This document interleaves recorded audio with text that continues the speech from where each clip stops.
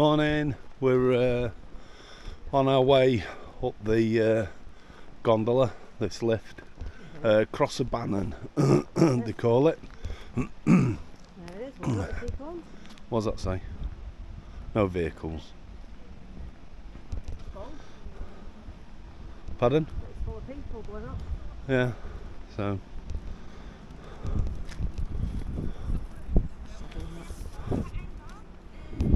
Anyway, yeah, this was donated to the people in the area by Norsk Hydro, so during the winter months they'll be able to get to see the sun, which I think is quite cool. It's quite an old one. I think it, not sure to when it dates back to. I think a lot of cyclists as well come down it.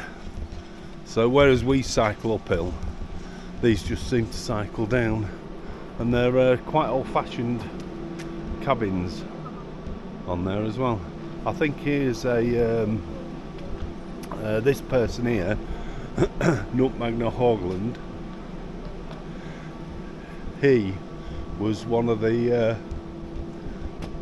heroes of Telemark, so I think he must have been the wireless operator possibly, but yeah, he's one of the heroes of Telemark. So you know that you're in that area.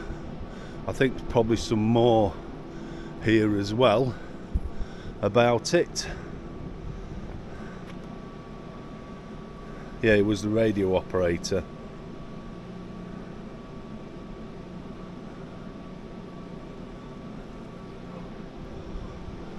So I suppose today is pretty much all about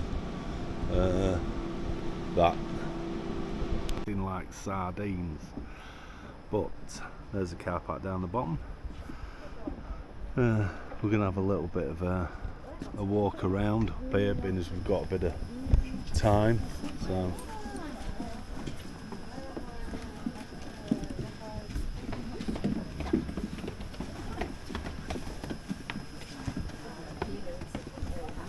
this is as good a place as any. As you can see, that family there who's brought his fishing rod up here, so there's obviously lakes, and they come up with bikes and all sorts of things. So there's an adventure park as well that opens it around. Yeah. Getting music and all. Yeah. So we're not a million miles away from where the Telemark heroes would have been. They're kind of over that direction. På bäcken koste sidra till med vintern i Well, you could drive up here. och långa kvällar.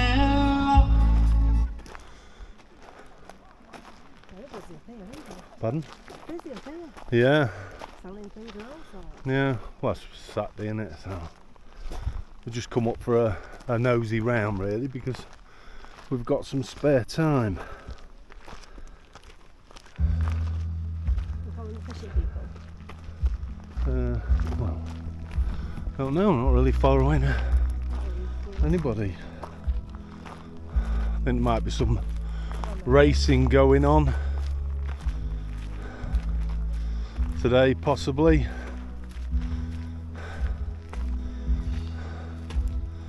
Don't know.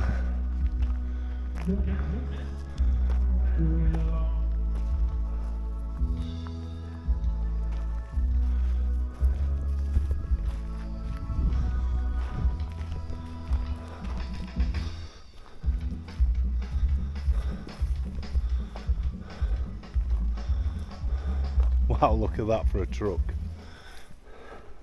Look at the mushroom. Yeah. Christine doesn't like mushrooms, but has an obsession in taking the photographs.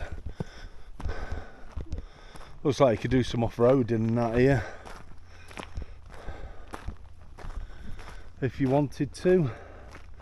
But look at this for a camper van.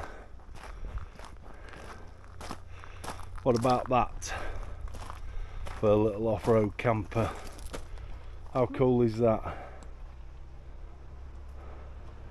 So you can obviously get up here. Some people are up there. Ah, that's what they've come for, so they can get on their own thing, look. Yeah, so we're not going to find where they do this. No. That's quite cool that you could get away for the day and do that.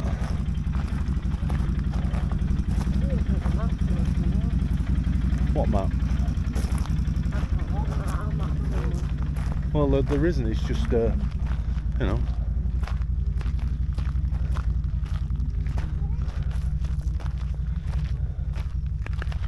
Just up here for a little bit of a nosy around. Not quite what I expected.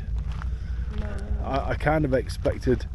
Usually, when you go for gondola, you're like above everything and you can see around for quite a distance in all directions while you make your mind up what you want to do. And it's not really the case here. Definitely built for, I suppose, coming up and having a good time in the summer and the winter, I presume. There they go now.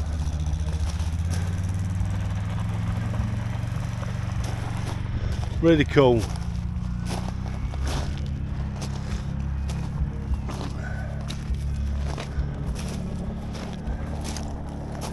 So, well, yeah, it's nice. Not bad for a day out, that is it? Oh.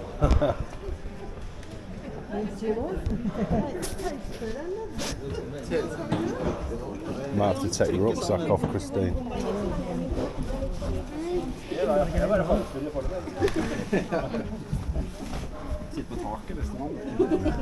Can we in? I mean, fantastic views. This is part of the Hardangervidda, north of Europe's largest mountain plateau. We're at the periphery of the park, which is part of the several municipalities around here. Water from this mountain plateau has been an important resource throughout the centuries. The force of the water, previously harnessed for timber floating and by water-driven saws and grinding mills, is currently utilised for the generation of electrical power.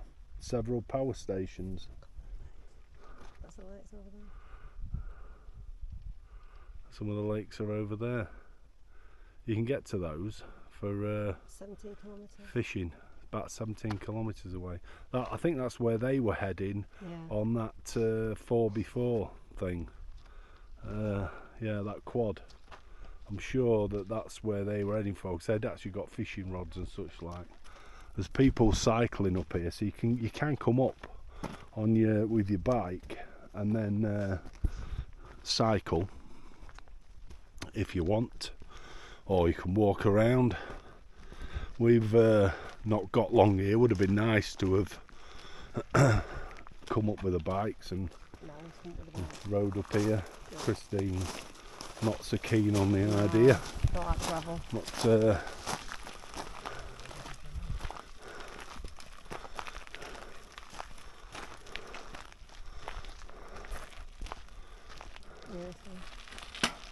we're going up here.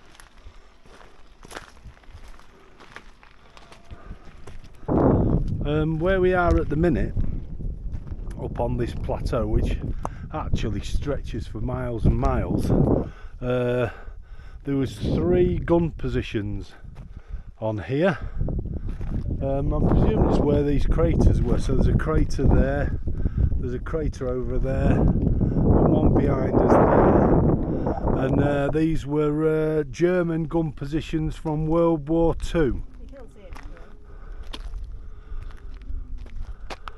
But somewhere on this plateau, and obviously not in the area we are because it's quite inhabited, but in the desolate parts over there was where the heroes of Telemark camped out for months and months. And we'll be heading over there somewhere for the Norsk Hydro factory.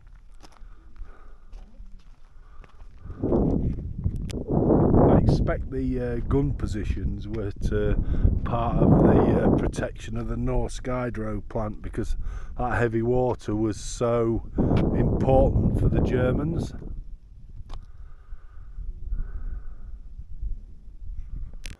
We're up at this gun mount, and there's a little box here with a pen and a book. So I think we're going to add to it. We are. So Kristen's going to write in it, say that we've been here. That's it.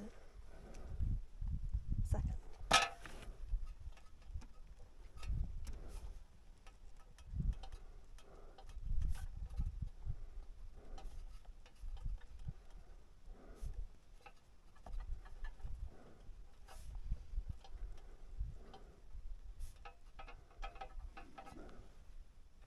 Okay. There's one of the gun emplacements. Look, you can see where they were bolted in. Like I say, there are three. There's one there, and there's one just over there. Right, we're going to make our way back now. So, but this was like an impromptu stop in a way. That's quite cool. So, and then we're off to Norsk Hydro. We're just on our way down, and we've come across these.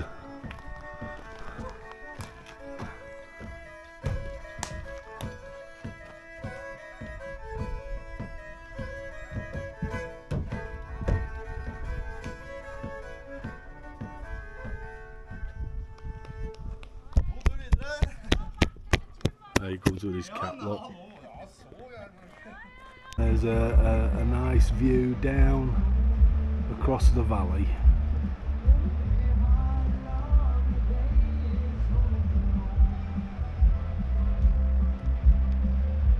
Beautiful. Apparently this that was built by Norsk Hydro actually helps support the community with the money that it takes as well. I think the town couldn't survive without it, apparently. Well, this is from the actual viewpoint above the cable car station. Might see that coming up now.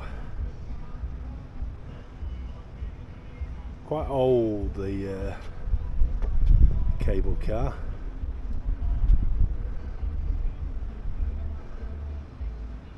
What a bad price. What did it work out at?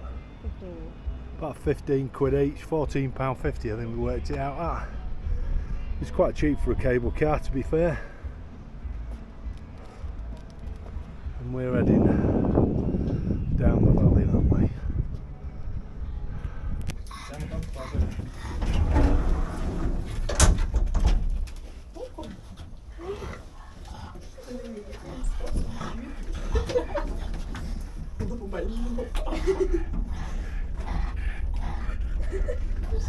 Hvor är klockan?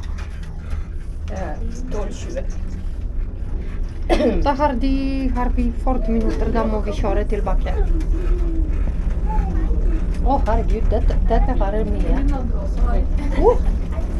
Louis! Oi.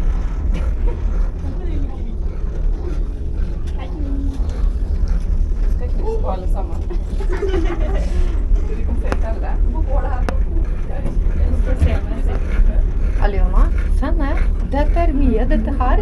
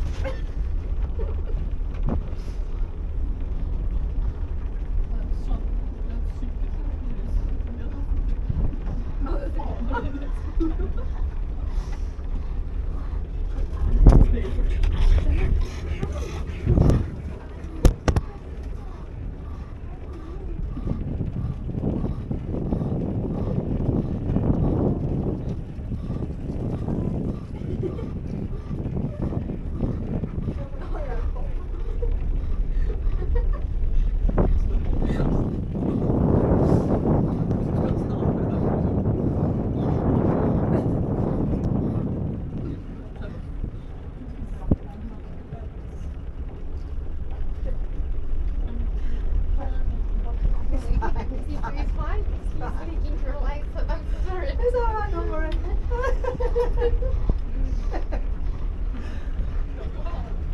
I'm not in the shower.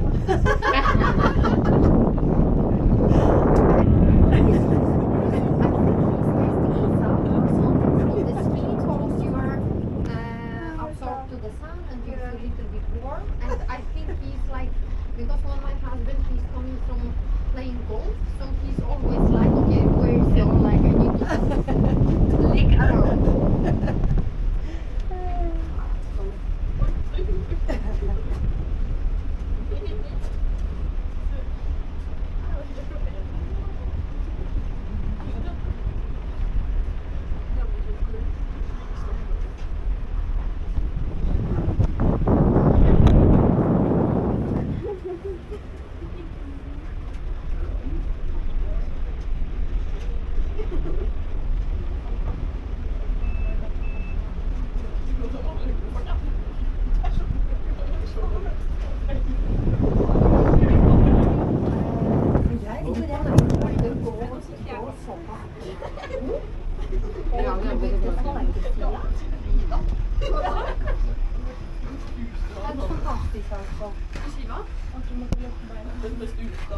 The Norsk hydro plant, and there's some classic cars here.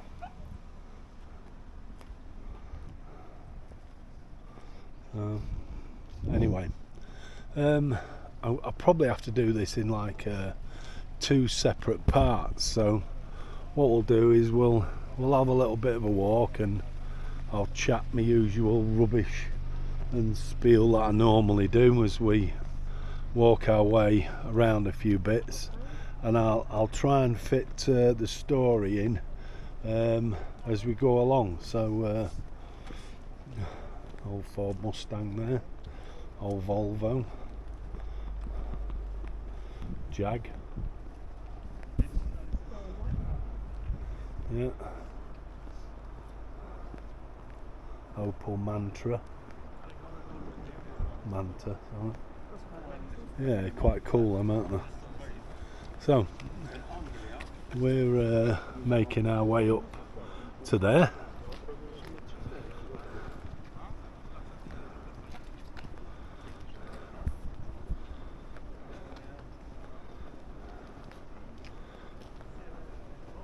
It's nice, isn't it?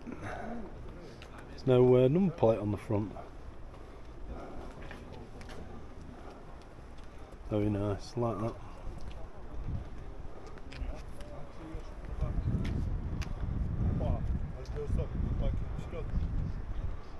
And there we go.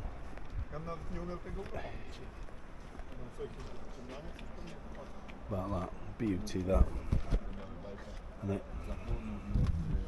Really nice. Anyway, this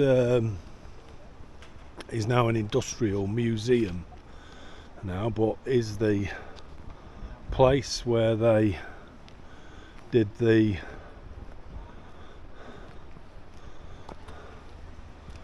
Telemark, the heroes of Telemark.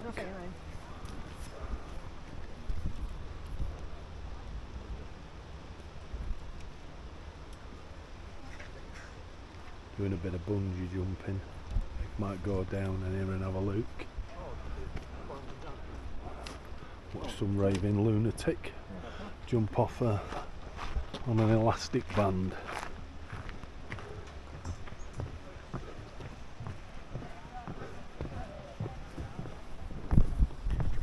Just getting this woman ready to make this jump.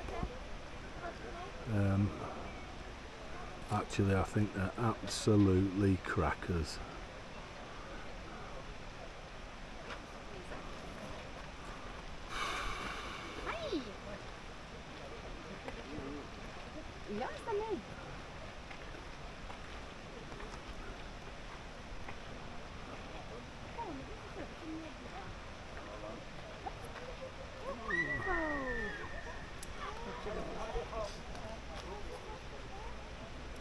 How crazy is that?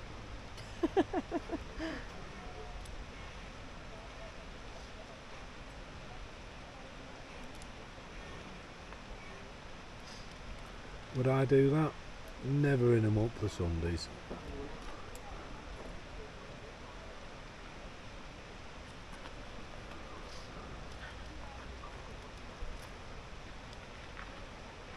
Oh, what's that for? Look. Looks like they lower that down and then they she must fasten that on, and that's how they pull her up. Yeah.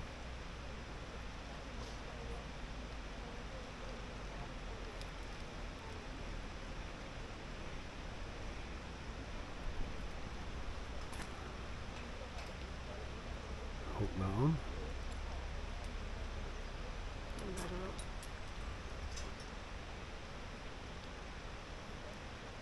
And then he's going to winch her up.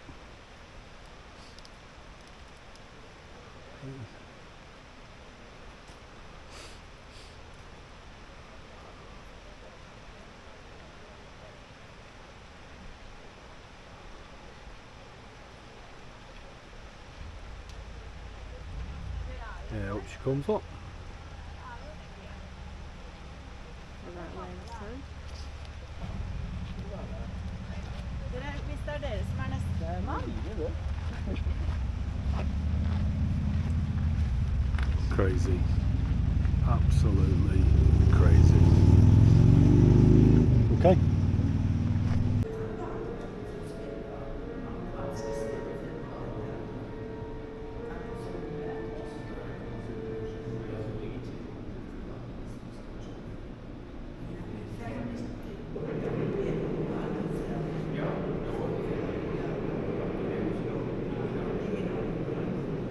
On the 16th of July, 1945, a bomb exploded in the American desert.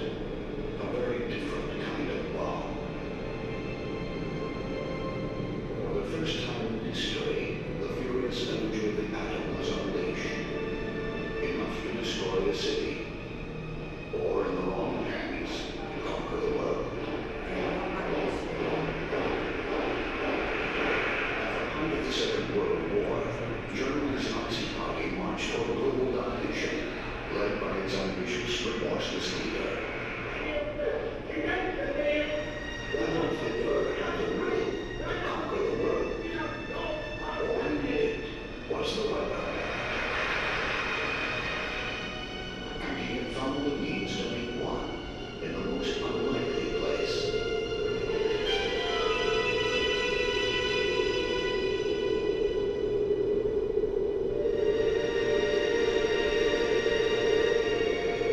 It was here, in the snow-capped mountains of Norway, that a handful of young Norskies fought to stop Hitler's dream of possessing the ultimate weapon. They could stop at nothing in order to conquer the world. So the feeling they had to be stopped became very, very strong. We were concerned that if we had caught by Germans, we were all being executed. It would take 3 daring attempts before they succeeded. This is their story.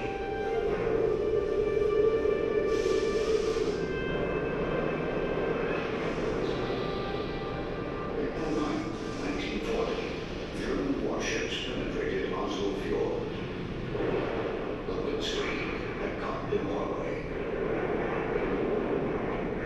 Within 2 months, the besieged nation was forced to surrender. Well, it took some time to realize it actually, but autumn 1940 came and the darkness came in over Norway. We suddenly realized that it was not the same Norway we had the year before. To understand it, you need to have the experience of being occupied. To live in an occupied country is the most distressing thing you can do.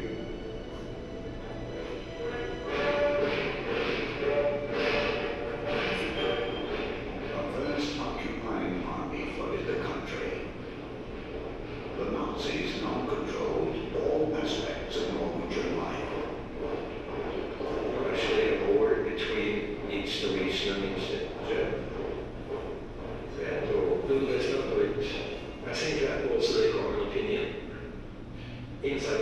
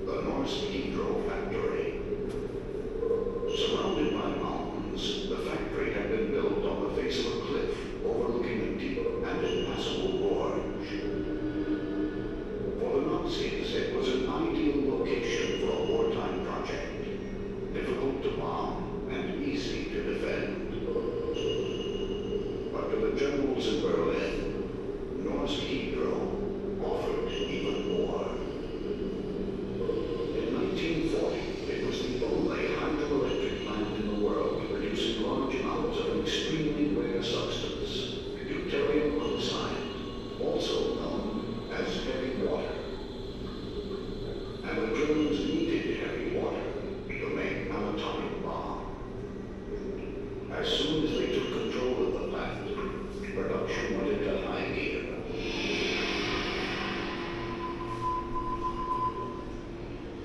When word reached Great Britain, a powerful sense of foreboding swept through the Allies.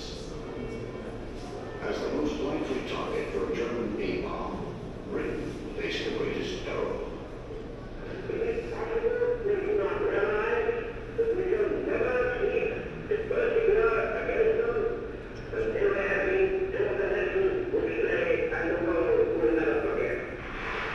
Winston Churchill's spirited defiance of the Nazis became a rallying point for resistance fighters from all over conquered Europe.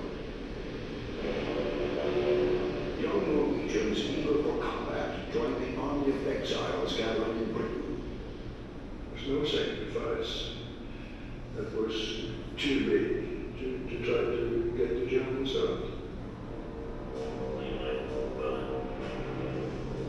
The British created a secret organization, the Special Operations Executive, to fan the fires of resistance. You volunteered, you were trained by the British to go back to Norway and work behind the lines on sabotage, instruction, reporting, radio information, wireless operating, and that sort of thing.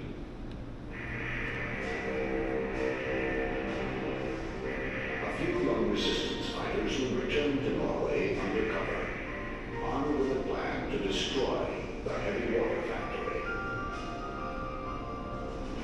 They were country boys and city kids, engineers and outdoorsmen, university students and career soldiers, shock troops in a clandestine war against Hitler's A-bomb. They would become legends in their homeland. And some of them would even star in this 1948 movie chronicling their real-life exploits. Scenes from the film give a revealing glimpse of the daring mission. October 18th, 1942, 4 of the men returned home in a dangerous night parachute jump. Their mission, to guide a British explosives team to the heavy water plant. When they were leaving for the dropping zone, you felt that some of the people sending you didn't expect to see you once more. So we had to more or less cheer them up and say that this is easy to get prisoners, they will come back. Just wait and see.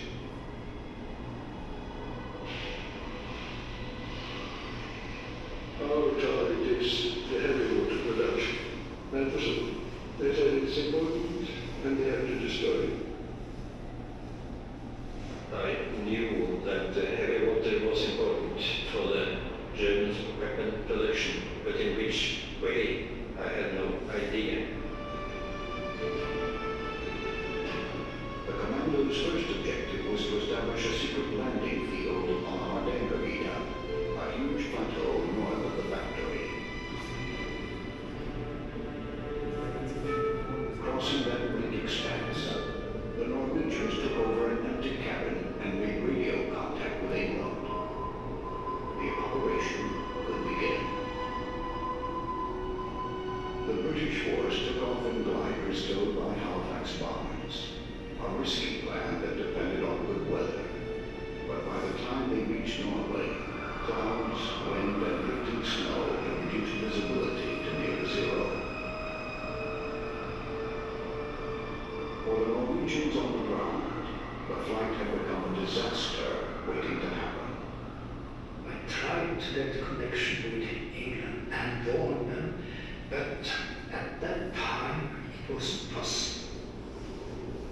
And then suddenly I heard interference in my headphones, and I knew they were not far away. And shortly after, we also heard the engines of the aircraft, and it came dead on us, passed over us, and disappeared. After about half an hour, the next plane with a glider came, and it came right towards correctly, turned, and went away. The British troops never arrived at the rendezvous point.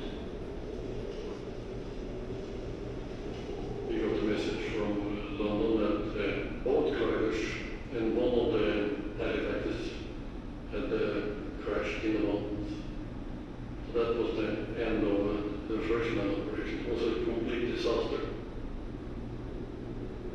The soldiers who survived the crash were rounded up and executed. The Allies' secret war against the heavy water factory was now exposed. To avoid detection, the commandos withdrew deeper into the Hardangervidda.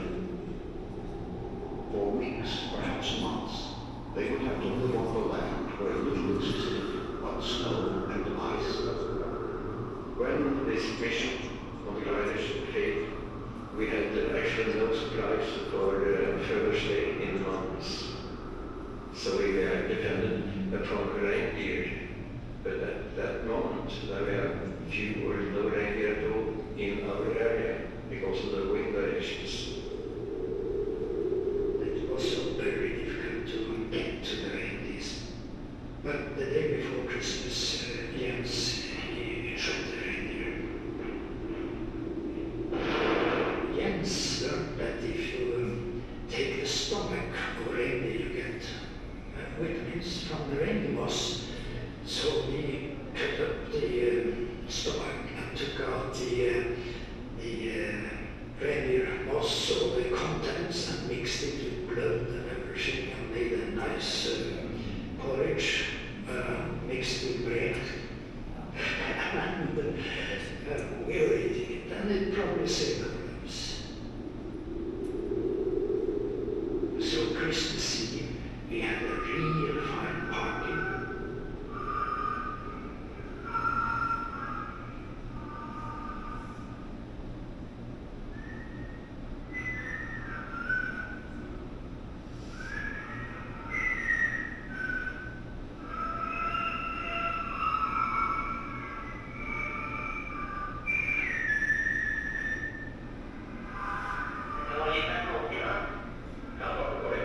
Except that we had a good time at Christmas Eve.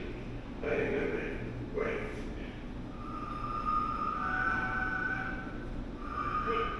You know your comrades outside and inside. You know what he is going to say before they open his mouth. They had endurance. They had a will to hold on when there is nothing in you except the will which says to hold on. They would have to hold on through the darkest months of winter. But each day, the Nazi supply of heavy water was growing, drop by precious drop. London had to make a move. A second Norwegian squad, specially trained in explosives, would drop onto the Hardangervidda and join their comrades in an assault on the heavy water plant. February 16, 1943. Under cover of night, the 6 new men landed. Now the commandos were ready to strike a blow against Hitler's A-bomb. If they could penetrate the factory's formidable and deadly defenses.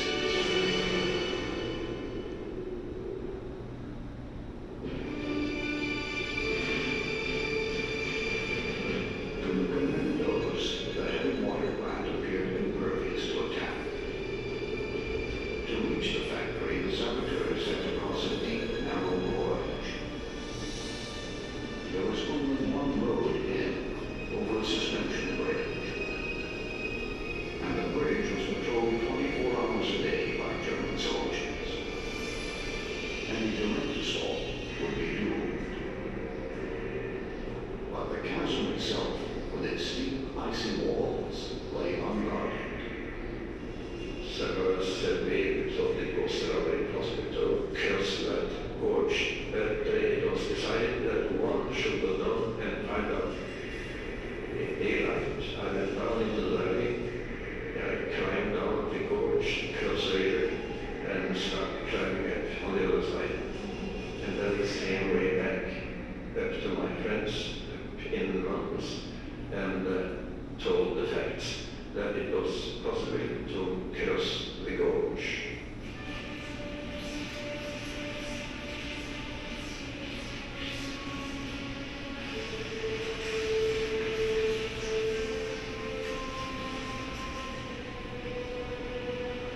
fact that this may be serious, very serious for you, and you accept that you might not have to.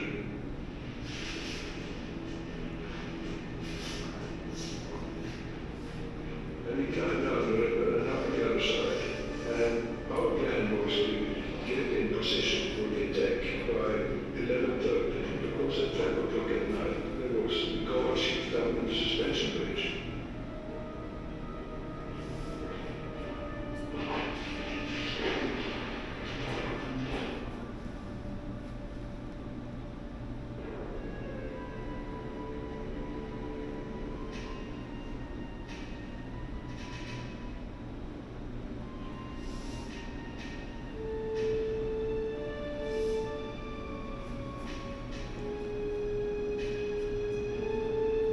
We wanted to see the German guards being relieved, coming up in the factory area, and then to the barracks before we went inside.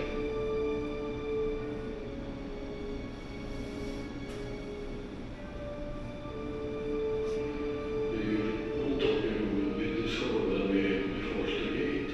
Men någonting hände.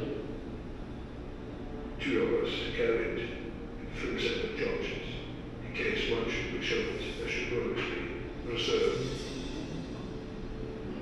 The task for the demolition team to attach explosives to the heavy water cells located in the basement room.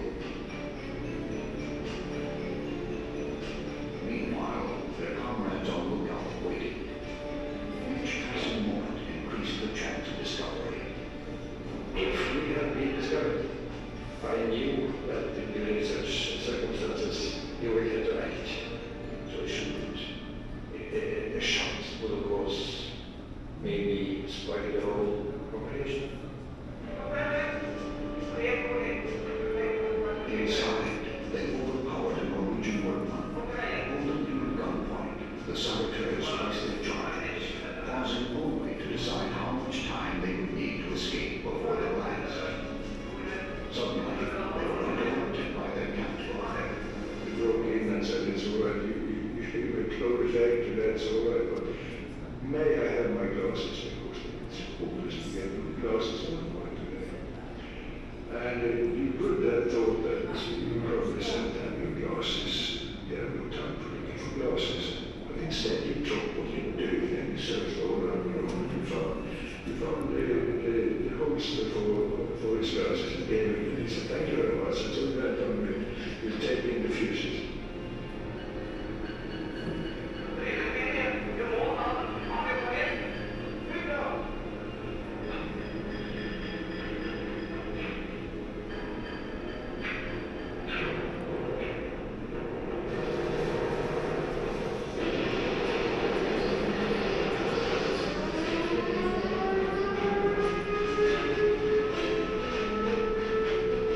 So far, they had beaten the odds.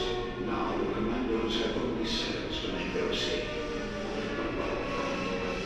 And after a few minutes, 1 minute, maybe 2 minutes, they were there with us on the neighbor line. And we ran the same way back as we had come in.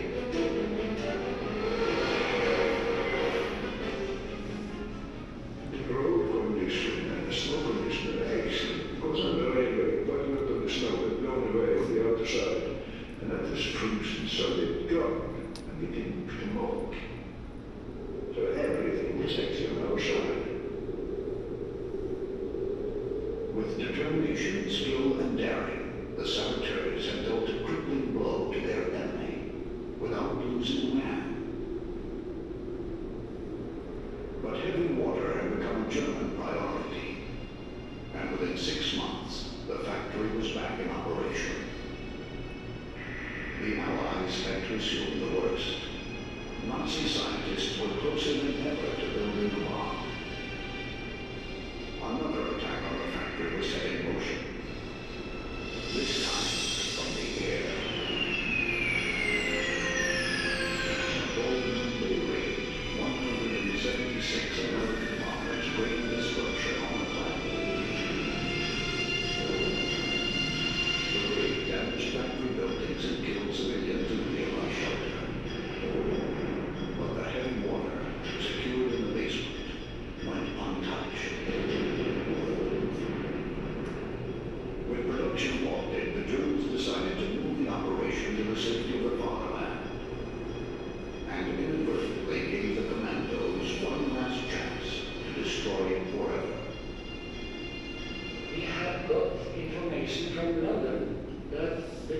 drivers have planned to take down the remaining heavy water. Team members secretly scouted the route. The heavy water will be loaded onto railway cars and taken by train to Lake Timshire. Here, the cars will board a passenger ferry for the 2-hour trip across the lake. A well-placed charge could sink the ferry, and with it, all the heavy water. But sinking a public ferry meant paying a terrible price. Our conclusion was that the sinking of the ferry was not the only possible solution. It would have a civilian sabotage, which was actually a very serious thing to deal with. There was no doubt in our mind that there were going to be human lives taken, and furthermore, it could be anybody. And Durban was a small town, and it was really almost like all family. Fearing neighbors and friends might die, the Norwegians sent an urgent message to London. The British reply was immediate and uncompromising.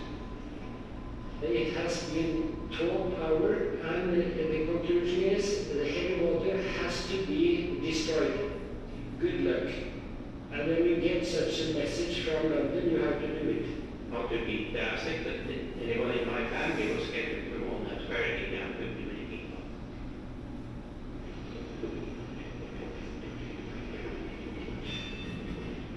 The plan was simple. Steal aboard, plant the explosives, and disappear into the night. The drivers never put any guards on the ferry. They were watching the barrels on the railway. But the ferry boat itself was not guarded at all.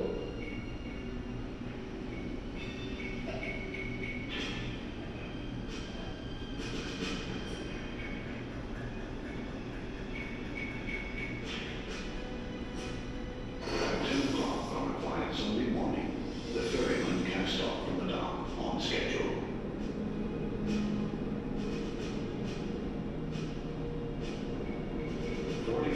Later, at the appointed spot, a blast tore through the bottom of the boat.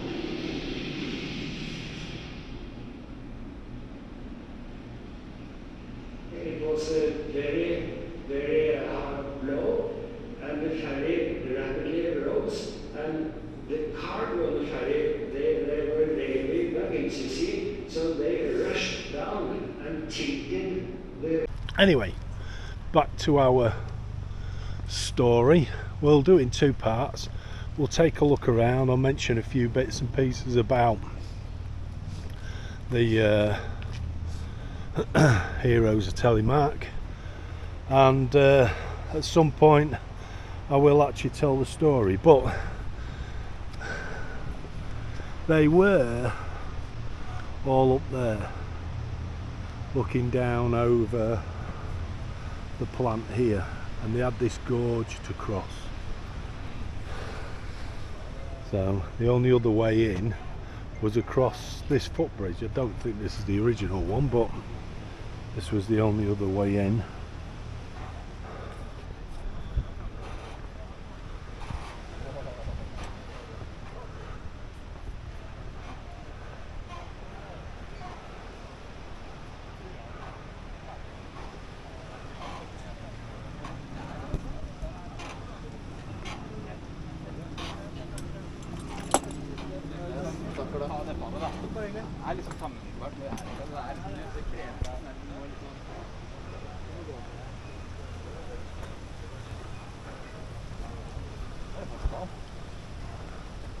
But this was the only other real entrance in to the place. So there's a small power plant that's down below us. That's from about 1915. It was down there.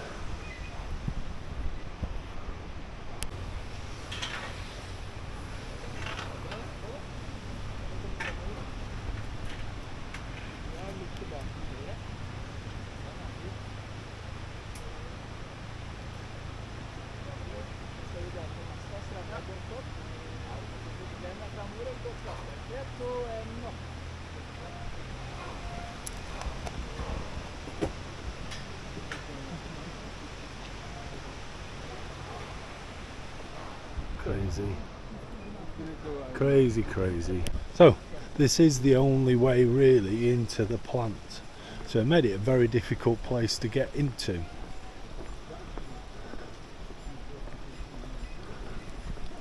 So he's just distracted us again for him. There's an ear beauty. He's got himself a fly there, look.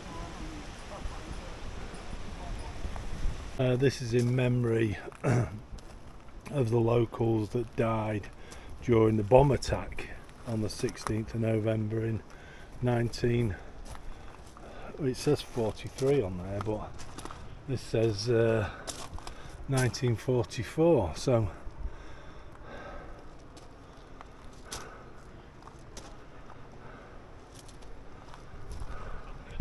yeah, in 1944, although there was 4 military operations, 1942, 1944, they began with an unsuccessful attack, Operation Freshman in 1942, followed by a successful Operation Gunnerside in 1943. Although Operation Gunnerside blew up an amount of equipment, heavy water production of Wehrmacht was soon in full swing again. The Allies were quickly alerted. Both the British and the Americans were of the opinion that bombing was now the only alternative. Wehrmacht, which is here, heavy water production had to be stopped. The Norwegian government in exile in London was neither informed nor consulted about the operation.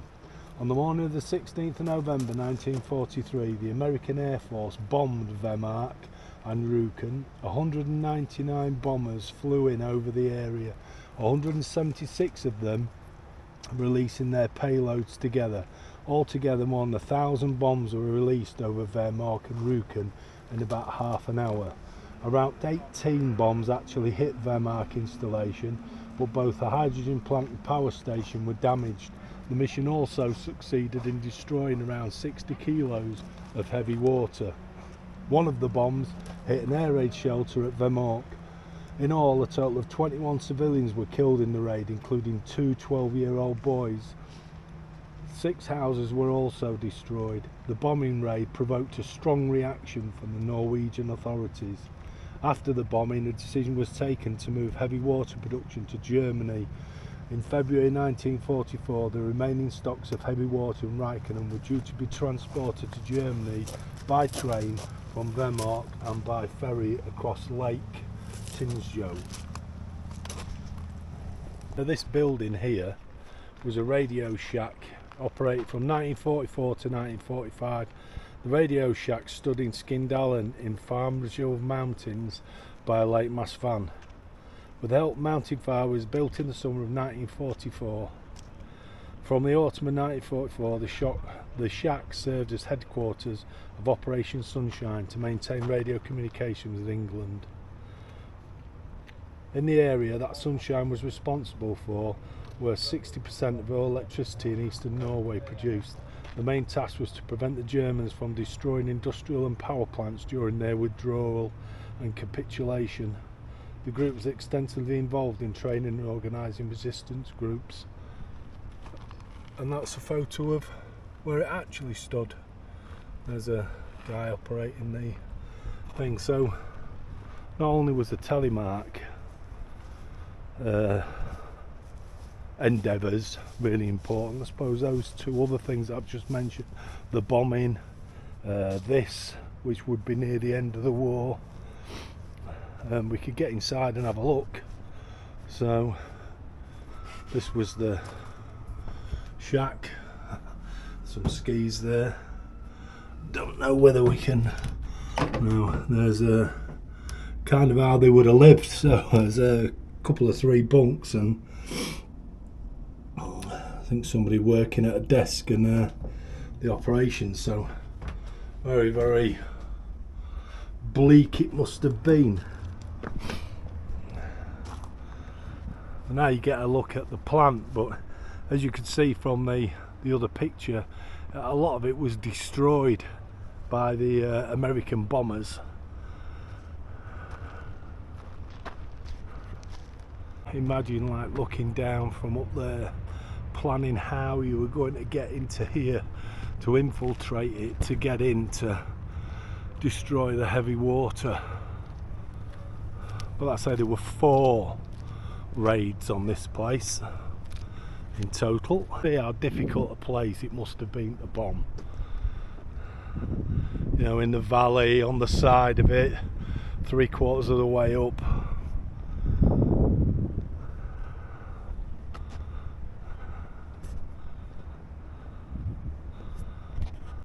I think what we see here, these I think are supposed to be the remains, and the bit that's inside that building, of what the heroes of Telemark did. So those men that came in to blow it up, this was all cleared out and made so people can take a look around. Well, hopefully we can figure out how we get in, and we'll have a look around inside. Well, that's, I think, was like one of the cellars where the heavy water was stored.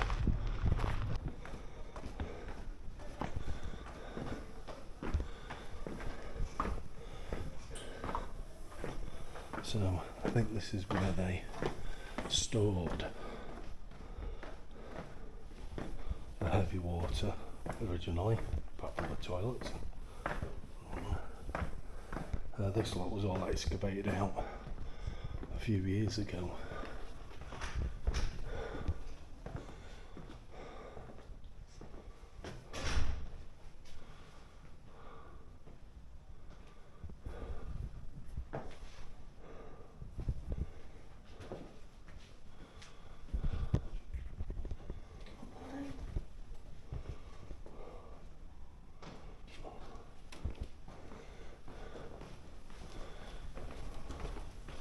Follow this gentleman down.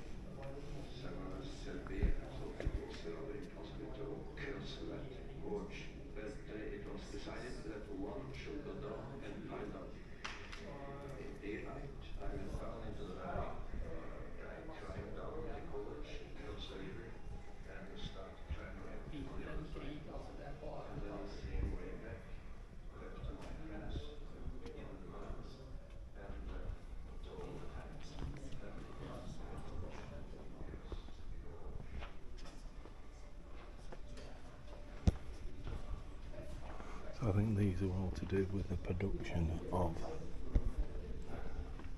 heavy water.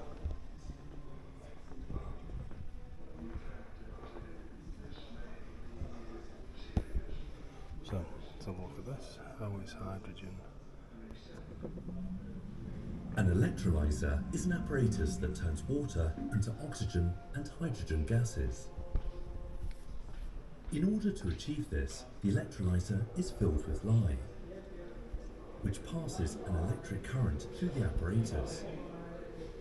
Then a flow of water enters, and the electric current splits the water into hydrogen and oxygen. The gases then are led into 2 large tanks, one for oxygen and one for hydrogen. The electrolyser is made up of many cells, and each cell has 2 plates, the electrode and a diaphragm. The gases are produced on the electrode, oxygen on one side and hydrogen on the other, and the diaphragm keeps the gases separated. Each electrolyser had between 100 and 150 cells. There are 48 electrolyzers in 6 floors, 288 in total. In 1931, the electrolyzers produced 20,000 cubic meters of hydrogen per hour. Production of this magnitude was possible because there was an abundance of water and electricity at Vermork, which made the factory at Vermork unique.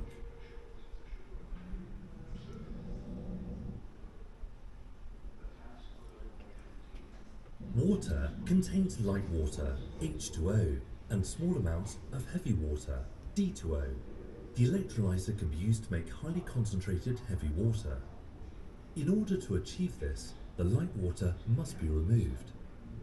First, the electrolyzer must make hydrogen and oxygen. When the gases come out of the tanks, they're very hot and contain water vapor. The gases are cooled in a condenser which separates the water vapor from the gases. In this process, the water vapor becomes liquid water. Now, the liquid water has a higher concentration of heavy water than normal water. Then water from several electrolyzers is gathered and fed into the next step in the process. Then the water is fed into an apparatus that speeds up the process. When the water comes out of the condenser of the apparatus, it contains 10% heavy water. The process continues in the basement of the factory, where 18 heavy water cells make highly concentrated heavy water. The low concentrated heavy water is fed into the cells, which produce oxygen and hydrogen gases. The gases are very hot and contain water vapor.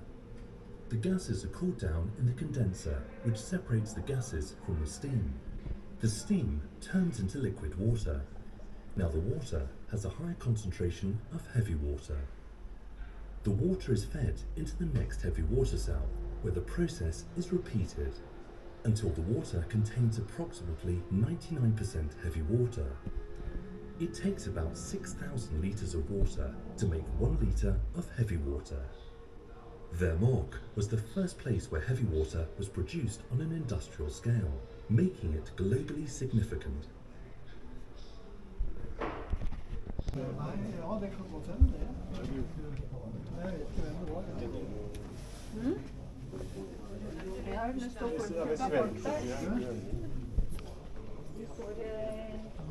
Oh, this was all part of the bunker area that was destroyed.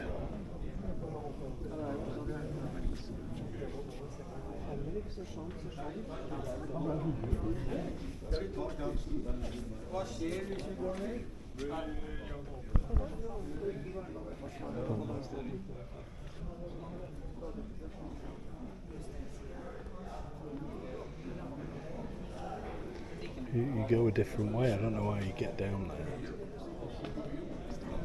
Okay, this is the cellar, what they came down to blow up the heavy water from. This was all excavated out a few years ago.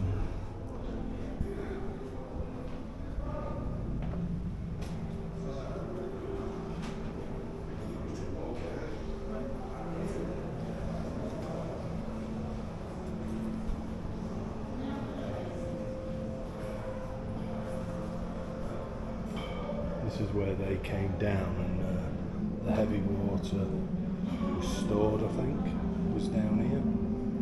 So I'm presuming that's what some of the things are.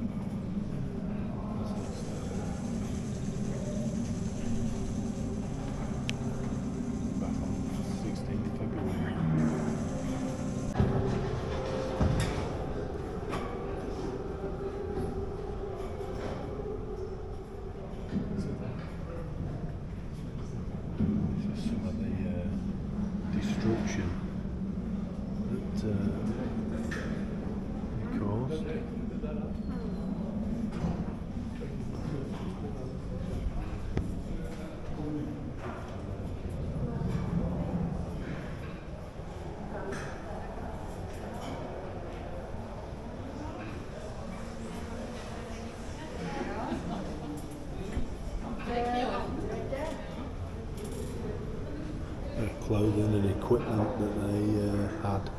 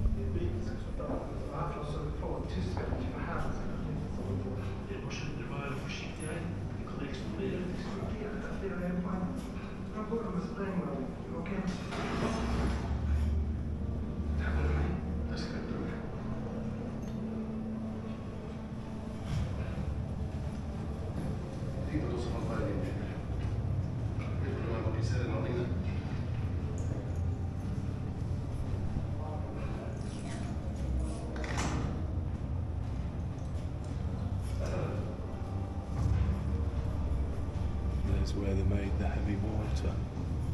So you saw that from the pictures and the explanation earlier. And there's some, I suppose, photographs of what it would have looked like. And this is the room that they blew it all up from. Wow.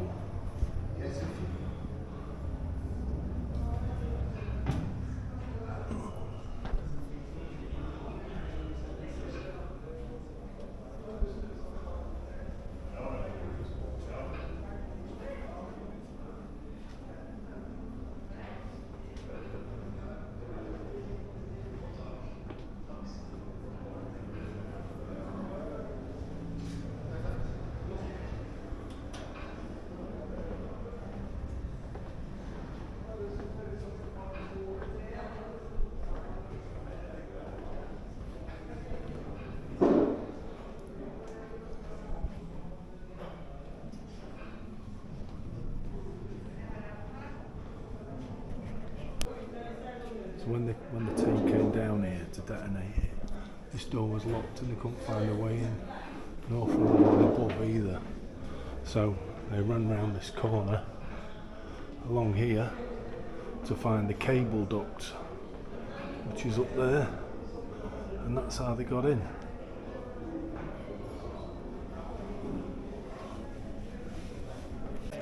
There's a memorial. Those are the, I thought there was only 10, but I think there's 11 names on there. 7, 8, 9, 10, 11 names of the saboteurs that destroyed that building we've just been in, which is the one below us, and actually went underground.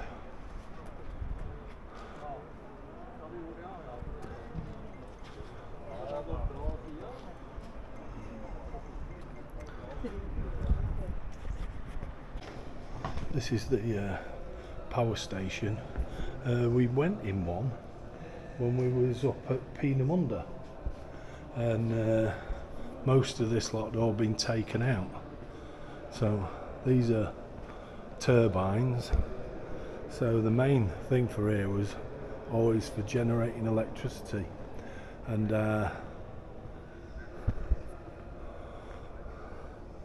heavy water is like a kind of a byproduct that they were doing. So that's where they've been separating them out for hydrogen and oxygen.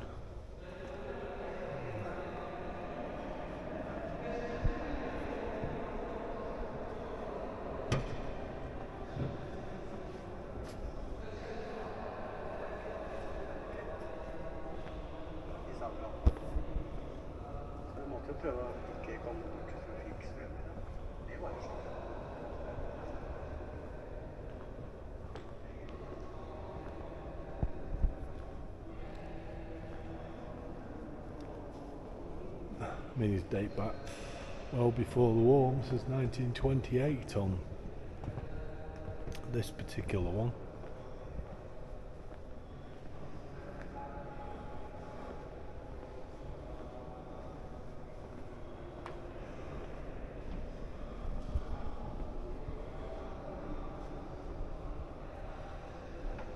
I mean, this building's all about the industrial heritage of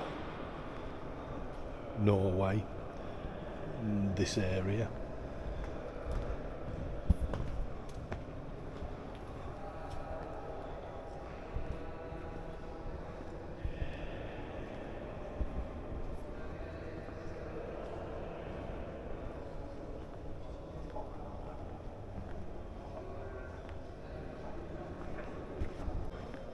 I think it looks like there's some kind of a model of well, I'm not really sure what it is. I think it's like the power plant itself. I mean, those two pictures there are those cells that you use for the heavy water. I mean, obviously running the power that can run through, coming from your generators, and then your water comes down from up on the mountains. I don't know if you could see through the glass there as the pipes come down. I think that's what this is depicting, and they drive these turbines, and the turbines generate electricity. But it's difficult to see through the glass. It could do with a bit of a clean, but you might just be able to make out the pipes as they come down the mountain to drive the turbines, and this is what the turbines look like. So they're scale models of those. I think on the photo there gives you an idea. There's the pipes coming down the mountain to feed for the turbines.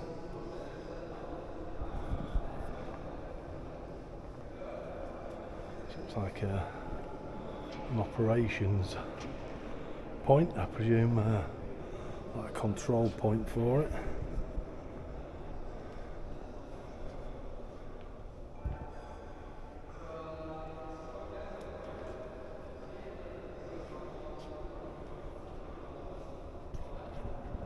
I mean, if you look on there, I mean, volts go up to 14,000.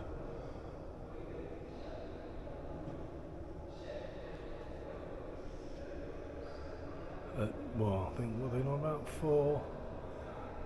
4,250, 4,000, oh, what was it, 4,500-ish kilowatts that's producing.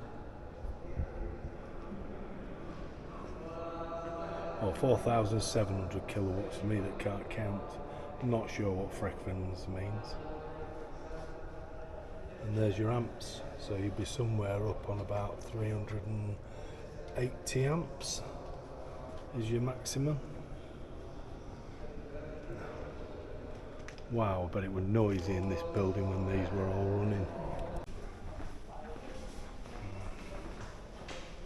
There's a model of the ferry, and some bits and pieces that were salvaged from it.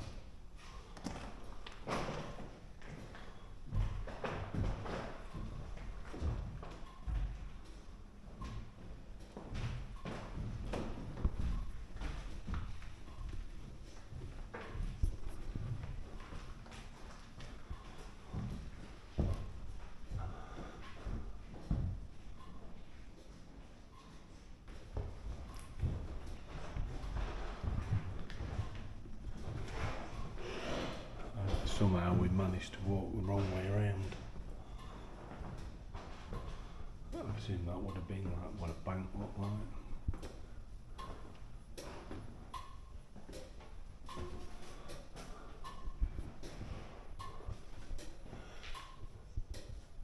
You can hear the drip of the water.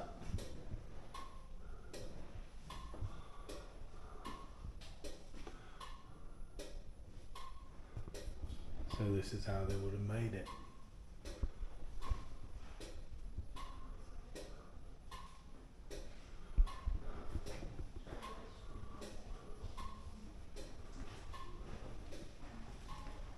Gas mask.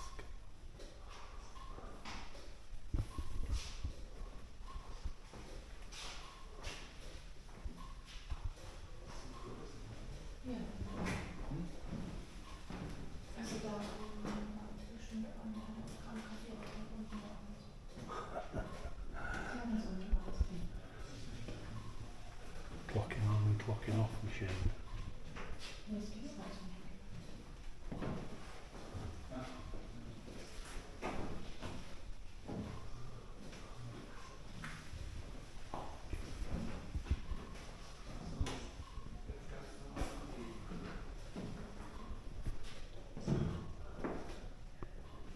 I think we walked our way round backwards, but I don't suppose it really matters.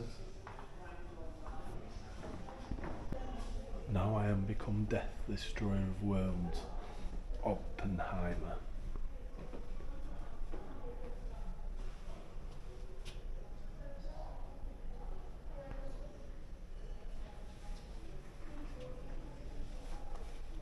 So that's the destruction that an atom bomb will make.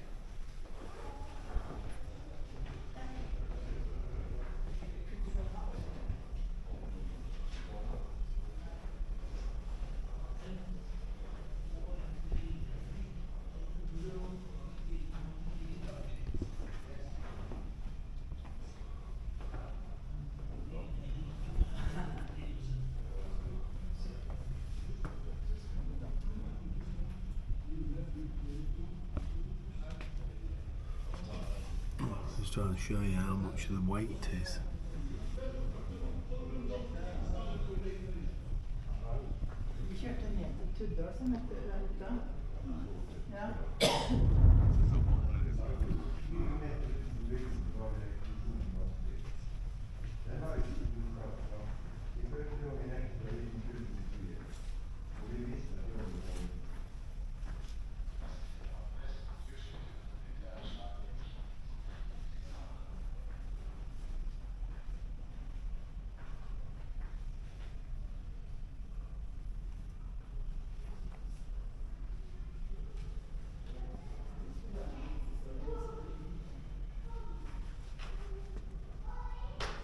Those were the local resistance.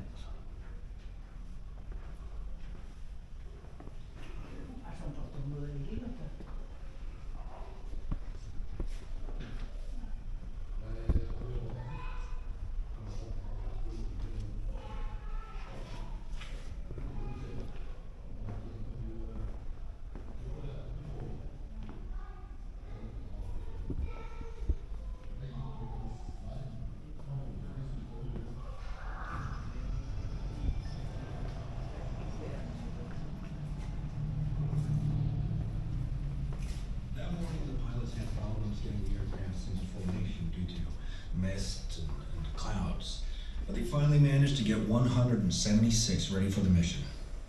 I can clearly remember that when we finally got to see the fjords, Norway was covered in snow. Poor visibility, smoke, vapor trails meant that some of the flight groups had to go around several times to find the targets. The mission lasted 9.5 hours, the longest I was ever on.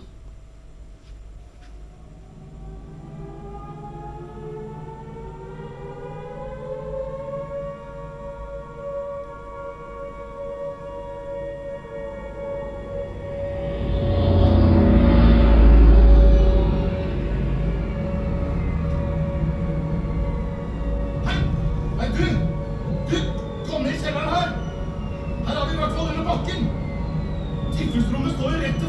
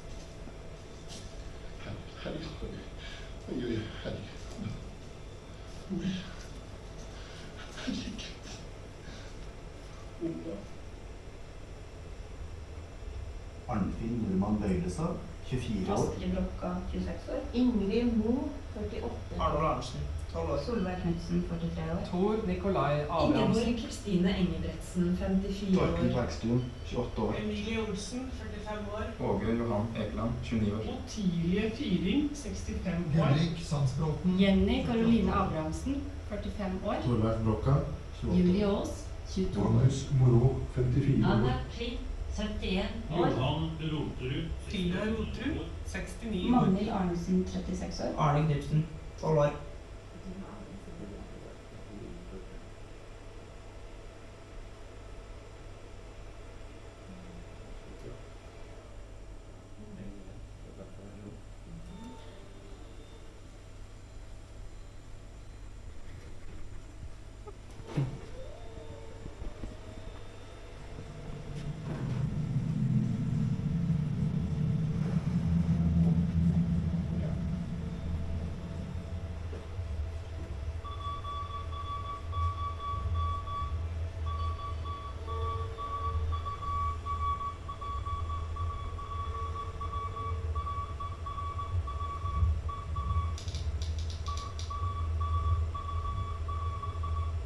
Hvor lang tid er vi av på oss? Ja, vi har skikkelig hastverk, det er helt sikkert. Men hva skal vi gjøre?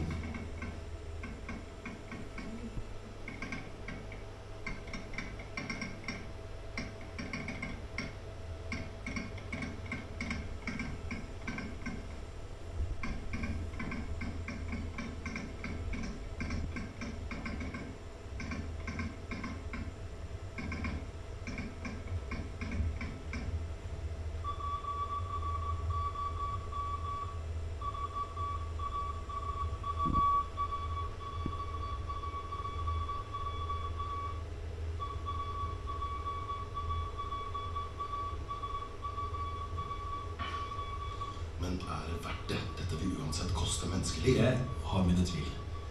Jeg hørte en ingeniør si at det er helt utenkelig at tyskerne er i stand til å utvinne høykonsentrert tungtvann.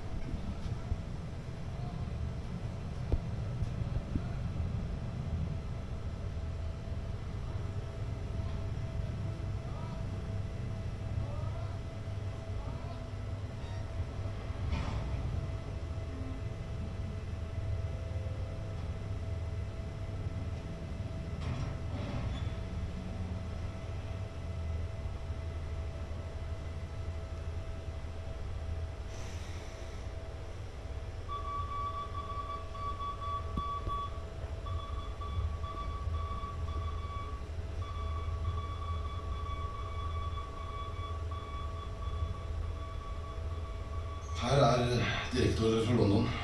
Koste hva det koste vil. Kan jeg advare kameraten min? Han skal reise med ferje på søndag. Jeg beklager, det er for risikabelt å kontakte. Det er vanskelig å vite hvor mange venner han vil si det videre til, og så videre og så videre. Nei, jeg skjønner. Men har kameraten Syverstad fortsatt tenkt seg med ferje? Jeg vet ikke. Men vi kan jo umulig advare henne. Jeg sa til ham at han får stenge inne på kottet om nødvendig.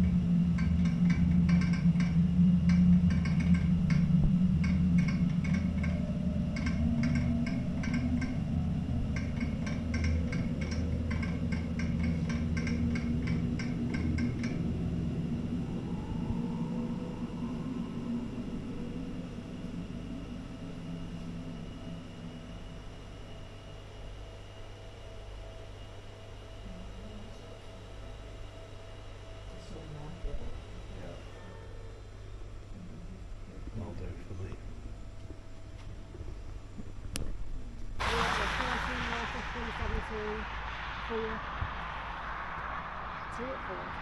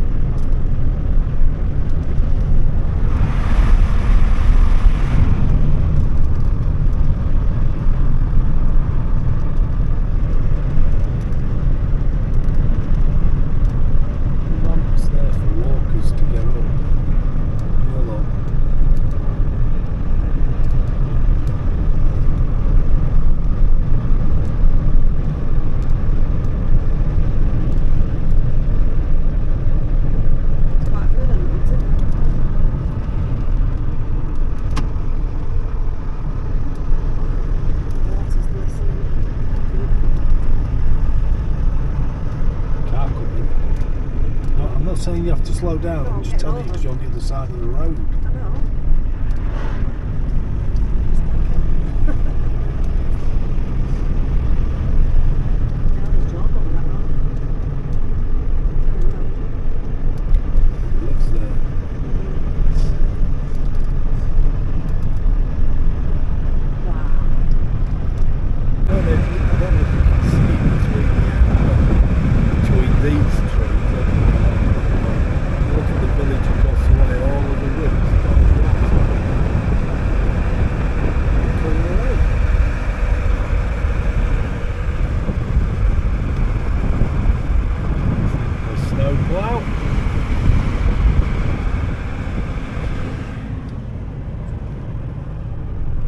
The toilet emptying station was pretty good, which was just in the miles of nowhere. Did debate about filling up with water, but kind of decided against it. It didn't say it was drinking water on it, so gave it a miss.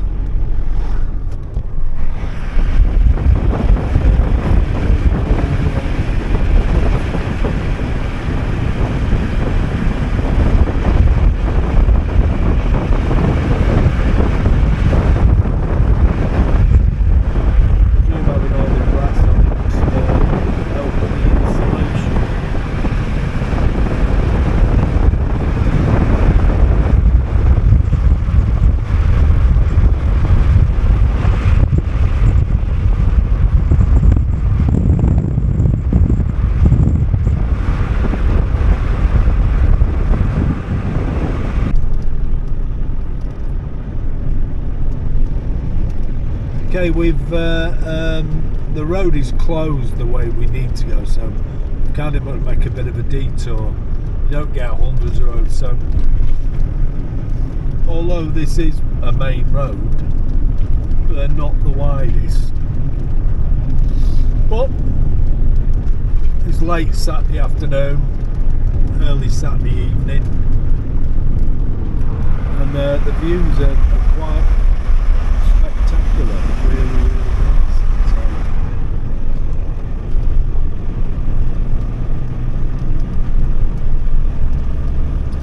I can't remember where we're heading for now. What do they call it? Kiriag. I think we pronounce it Kiriag. Kiriag's are one of the walks that we've got to do. It's a rock between two rocks. It's a place where I will not be having my photo taken. Well, Christine wants hers taken on there. It's not a chance of my having that done, but it's a bit of a walk to do it. So we've had a little bit of practice walking today, and I don't think it's the biggest walk we've got to do. Medium. But that's what we've got for tomorrow. So we want to get as close as we can, so it gives us a good run at it tomorrow, so we can just run in the morning, go and do what we need to do, and we've got a big drive then down to the southwest of Norway.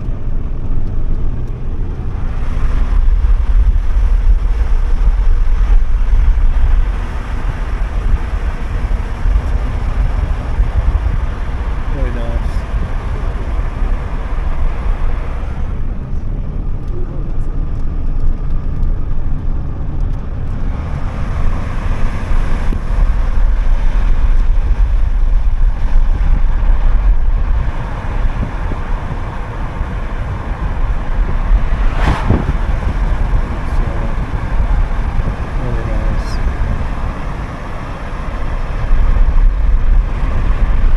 Nobody seems to be in a rush here in Norway. Everybody seems to be quite chilled out about things, and everybody speaks fantastic English. We've not met anybody yet that doesn't speak English, which is a bonus for us because we don't speak Norwegian.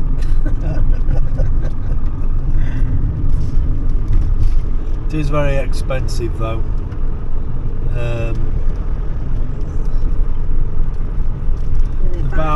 I got a small, like a little tub, about the size of an ice cream tub, a small like for a single portion of ice cream, about that size, tub of tomatoes, which probably came in at about £2.50. £3, I think. £4 something. Christine said £4 something. Although it was about, It was 40 quid. We got 3 loaves of bread, wraps. We got, I don't know if you can hear her.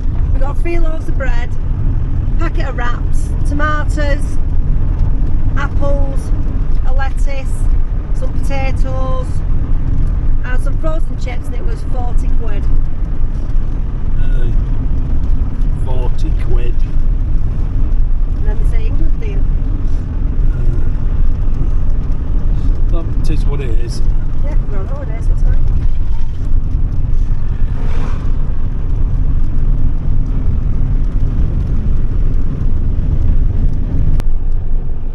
I thought I'd video this. Lost signal there when I was talking to you on the phone, so not a lot of signal here, but this is the road that we're driving on at the moment, or Christine is, so it's quite a narrow one. We're on here for another 20 kilometres or so.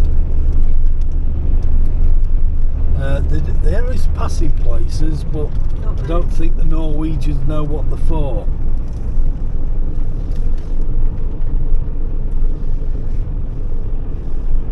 Wow. Well, the views are absolutely spectacular, stunning.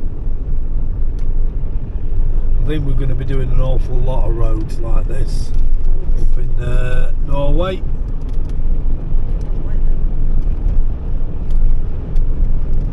Our weather forecast for tomorrow is not fantastic either, so it looks like we could be doing a bit of walking in a little bit of rain, possibly.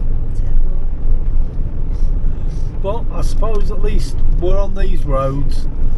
They might not be the nicest roads to drive, however, at least they are well tarmacked, they're smooth, they're not full of potholes yet.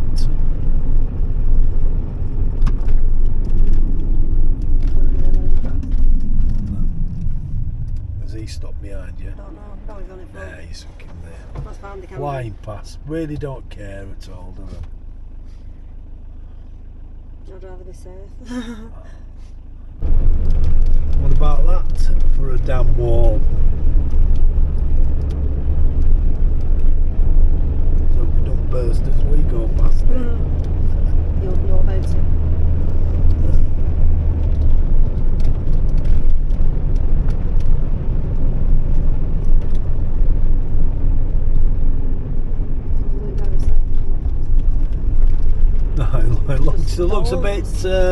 It looks a bit makeshift. Yeah. I presume it's not, but it certainly looks it. We bend round to the left here.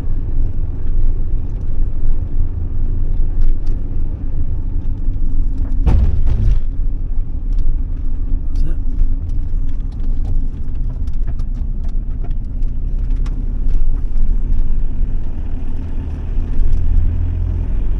I think that's all of my filming for a day now. I said it was the last bit of filming. I lied. That damn wall, or another damn wall, it just looks a bit makeshift. Oh well. It is what it is. We can't figure out why there's hundreds of cars all parked, and it's getting quite late. So we're wondering, are they around camping? What are they all up to? What's the I know it's Saturday, so people are generally not going to be working tomorrow, but it seems like they're out quite late